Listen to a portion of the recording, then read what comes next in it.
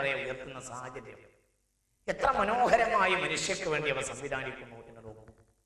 കടൽ വെള്ളത്തിനെ നിന്ന് നീരാവിയെ ഉയർത്തപ്പെടുന്ന സാഹചര്യത്തിൽ അതിലുള്ള ഉപ്പാകുന്ന വേസ്റ്റിനെ മുഴുവനും അല്ലാഹു സുബ്ഹാനഹു വ തആല കടലിലേക്ക് തന്നെ തിരിച്ചിട്ടുള്ളൂ. എന്നിട്ട് മനോഹരമായി സുന്ദരമായ വെള്ളത്തെ തന്നെ ഉയർത്തിക്കൊണ്ടുപോവുകയാണ്. എന്തുകൊണ്ട്? മറ്റൊരിടത്ത് അല്ലാഹു പറയുന്നുണ്ടല്ലോ,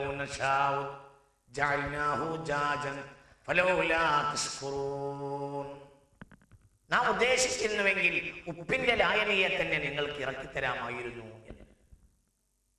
ഉപ്പിന്റെ ലായനിയെ ഇറക്കിത്തന്നാലോ നിങ്ങളുടെ ഒരു ജലപാനവും നടക്കില്ല എന്ന് മാത്രമല്ല, നിങ്ങളുടെ ഭൂമി ഊഷരമായി പോകും.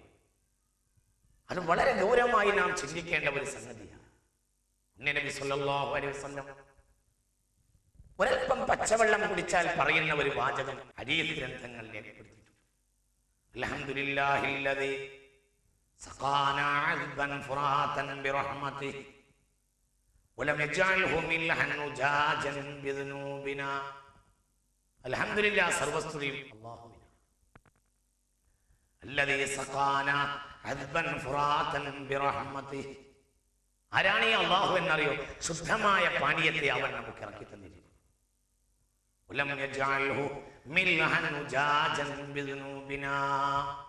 നമ്മുടെ ദോഷം കാരണമായിട്ട് ആ വെള്ളത്തെ അവൻ ഉപ്പിന്റെ ലായനിയാക്കിയില്ല. എന്തിനു വേണ്ടി?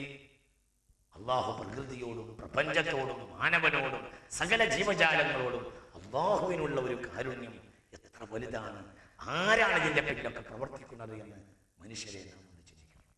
നോക്കൂ നിങ്ങൾ, ഈ അന്തരീക്ഷത്തിൽ ഇങ്ങനെ പർവ്വത സമാനൻ എന്ന് പറയുന്നുണ്ട് ഈ മേഘങ്ങളെ കുറിച്ച്. കെട്ടിവീർത്ത് നിൽക്കുന്ന വെള്ളങ്ങൾ താഴേക്ക് അതിനെ മുട്ടുകൊടുത്ത് നിർത്തിയിട്ടില്ല, മുകളിലേക്ക് പിടിച്ച് കിട്ടിയിട്ടില്ല. അല്ലാഹു സുബ്ഹാനഹു വ തആല അതിനെ അല്ലാഹു തആല അട്ടിയായി സംവിധാനിക്കും. വിമാനത്തിൽ പോകുന്ന ആളുകൾക്കറിയാം, ഫ്ലൈറ്റ് അങ്ങനെ പൊങ്ങിയാൽ മേഘത്തെയും കടന്ന് അങ്ങനെ പോകും. പിന്നെ മനോഹരമായ വെള്ളക്കുപ്പകൾ പോലെ ഇങ്ങനെ അട്ടിയായി അന്തരീക്ഷത്തിൽ കിടക്കും. അതിമനോഹരമായ ഒരു കാഴ്ചയാണ്. ചിലപ്പോൾ ആ മേഘക്കൂട്ടങ്ങളിലേക്ക് ബാലാർക്കന്റെ രശ്മികൾ ഇങ്ങനെ പ്രതിഫലിച്ച് അതിമനോഹരമായ വാരിവില്ലുകൾ പോലെ അന്തരീക്ഷത്തിൽ സൃഷ്ടിക്കും. ഇതൊക്കെ അല്ലാഹു തആല പ്രകൃതി ഈ അന്തരീക്ഷത്തിൽ സംവിധാനിക്കുകയാണ്. എന്നിട്ട് നിങ്ങൾ വളരെ ഗൗരവമായി ചിന്തിക്കണം.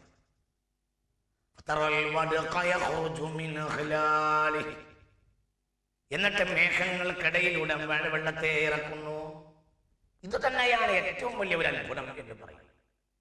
ഈ ആകാശത്തെ പർവ്വതങ്ങൾ നേരെ തന്നെ ഭൂമിയിൽ ഇറങ്ങിയാലും മനുഷ്യർ മരിച്ചു പോകും. ആലിപ്പഴങ്ങളെ കുറിച്ച് പറയുന്നു,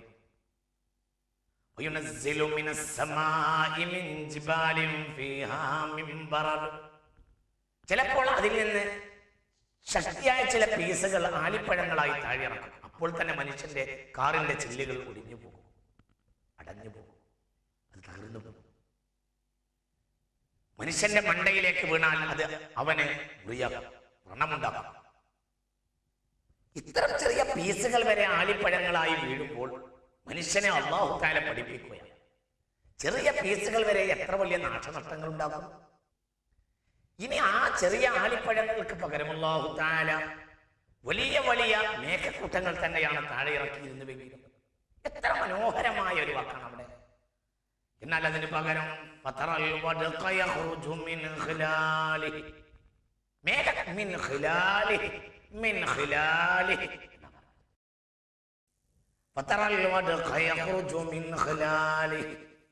ആ രണ്ട് മേഘക്കൂട്ടങ്ങൾക്കിടയിൽ നിന്നാണ് വെള്ളം അങ്ങനെ ഊതിർന്ന് ചാടുന്നത്. വെള്ളത്തിന് വേണ്ടി അല്ലാഹു സംഭരിച്ചു വെച്ച ഒരു ഭാഗവും ചിലപ്പോൾ അന്തരീക്ഷത്തിലെ ഊഷ്മാവിനെ അല്ലാഹു വർദ്ധിപ്പിക്കും ധ്രുവഭാഗങ്ങളിൽ. എന്നിട്ടൊരു പുതിയ രീതി, സാധാരണ രീതികളിൽ നിന്ന് വ്യത്യസ്തമായി എപ്പോഴെങ്കിലും വേറൊരു രീതി. സാധാരണ നാടുകളിലൊക്കെ വേനലാകുന്ന സമയത്താകും ധ്രുവപ്രദേശങ്ങളിൽ അതിശക്തമായി വലിയ വെള്ളപ്പൊക്കം ഉണ്ടാവുക.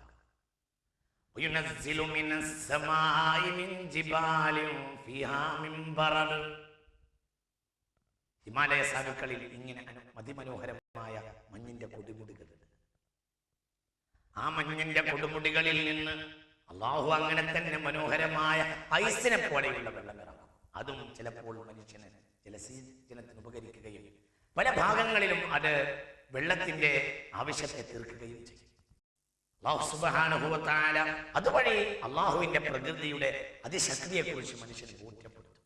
ഇവിടെ ജിബാൽ പർവ്വതങ്ങൾ എന്ന് പറഞ്ഞത് ഒരു പക്ഷേ മേഘക്കൂട്ടങ്ങളാകുന്ന പർവ്വതങ്ങളെയാണ്, അല്ലെങ്കിൽ മാനമുട്ട എന്ന് പറയാവുന്ന വിധത്തിൽ ഭൂമിയിൽ നിന്ന് ഉയർന്നു നിൽക്കുന്ന മഞ്ഞുമലകളാണ്. അത് ഭൂമിയുടെ അതിമനോഹരമായ സംവിധാനവും ഒരു രീതിയും അള്ളാഹുവിന്റെ ശക്തിയുടെ ഏറ്റവും പ്രധാനപ്പെട്ട രൂപങ്ങളുമാണ്.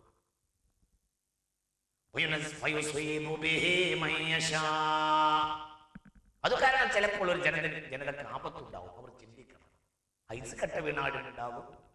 പിന്നെ മഞ്ഞുമലകളിൽ ഉഷ്മാവ് ഉയർന്ന് നീരാവി ആ മനോഹരമായി നിൽക്കുന്ന ആ മഞ്ഞുമലകൾ അതിങ്ങനെ ഉരുകി താഴ്വാരങ്ങളിലേക്ക് ഒലിക്കുമ്പോഴും ചിലപ്പോൾ ആപത്തുകൾ ഉണ്ടാവും. മനുഷ്യൻ ചിന്തിക്കാൻ വേണ്ടി ഇവിടെയൊക്കെ വചനത്തിന്റെ തുടക്കം അലം തറ അന്നല്ലാഹ്, ഇത് അല്ലാഹു ചെയ്യുന്നത് നീ കാണുന്നില്ലേ? നീ ഇതെന്ത് ചെയ്തു?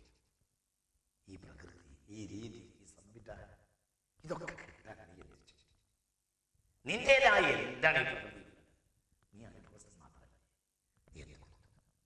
നീ എന്ത് ചെയ്തു? വെള്ളത്തെ അനുഭവിക്കുന്ന മനുഷ്യ എന്തുകൊണ്ട് ചിന്തിക്കുക? വെള്ളമല്ലെങ്കിൽ നീയുണ്ടോ? വെള്ളമല്ലെങ്കിൽ നീയില്ല. അല്ലാഹു ഖലഖ കുല്ല ദാബത്തിൻ മിമ്മാ, ഏതൊരു ജീവനും ഉണ്ടായത് വെള്ളത്തിൽ. ഇത് ഗ്രീസിലും ഏതൻസിലുമുള്ള യൂറോപ്യൻ ചിന്തകന്മാർ പറയുന്നതിന്റെ ആയിരക്കണക്കിന് വർഷങ്ങൾക്ക് മുമ്പ് ബർബറികളോടുകൂടെ ആടുമേച്ച് നടന്നിരുന്ന വയൽ മനുഷ്യന്റെ വയലിലൂടെ അള്ളാഹു നിക്ഷേപിച്ച അള്ളാഹുവിന്റെ വിശുദ്ധ ഖുർആനിലാണ്. ഒന്നും വെറുതെ ഉണ്ടായതായി നാം കാണുന്നില്ല. പിന്നെ ഇതിന്റെ പിന്നിൽ ഒരു മഹാശക്തി പ്രവർത്തിച്ചു എന്ന് മനുഷ്യൻ എന്തുകൊണ്ട് ചിന്തിക്കുന്നില്ല? അത് അല്ലാഹുവല്ലേ? മതങ്ങളുടെ അതിർത്തികൾ കണക്കാക്കാതെ ഇതൊക്കെ ഒന്ന് ചിന്തിച്ചുകൂടെ? അല്ലെങ്കിലും അല്ലാഹു എന്നത് ഹിന്ദുവിനും ക്രിസ്ത്യാനിക്കും മതമുള്ളവനും ആർക്കാണ് അല്ലാഹു അന്യനായിട്ടുള്ളത്? അല്ലാഹു എന്നാൽ അൽ ഇലാഹ്, യഥാർത്ഥ ദൈവം. അൽ ഇലാഹ്, അൽ ഇലാഹ് എന്ന പദത്തിന്റെ രീതിയാണ്, അതിന്റെ സംയോജനമാണ് അല്ലാഹ്. അവന്റെ നാമം അല്ലാഹ്, കാരണം അവൻ അൽ ഇലാഹ്, യഥാർത്ഥ ദൈവം. അൽ ഇലാഹ് ഹുവല്ലദീ യുർസിലുർ റിയാഹ, കാറ്റുകളെ അയക്കുന്നത് അല്ലാഹു. ആരാണ്? അത് സൃഷ്ടിച്ചതാണ്. കാറ്റ് ആരുണ്ടാക്കി?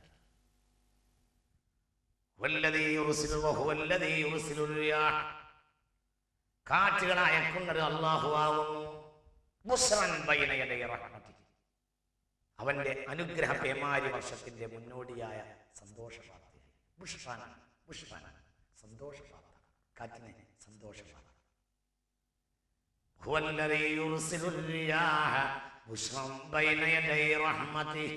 മഴ വരുന്നുണ്ട് എന്നതിന്റെ മുന്നോടിയായി നിങ്ങൾക്ക് അല്ലാഹു കാറ്റ് നിങ്ങൾക്കുള്ള സന്തോഷമാണ്. ഈ വേനച്ചൂടിൽ മേടച്ചൂടിൽ നിന്നും അത് നിങ്ങളെ രക്ഷപ്പെടുത്തും. പിന്നെ നിങ്ങൾക്ക് മഴ വരുന്നു എന്നുള്ള ഒരു മുന്നറിയിപ്പ് വേണം. അല്ലാഹുവിന്റെ സംവിധാനം നോക്കൂ, എവിടുന്നാണ്? എന്താണ് ശക്തി? ഇനി അത് തന്നെ ശക്തി കൂടിയാലോ?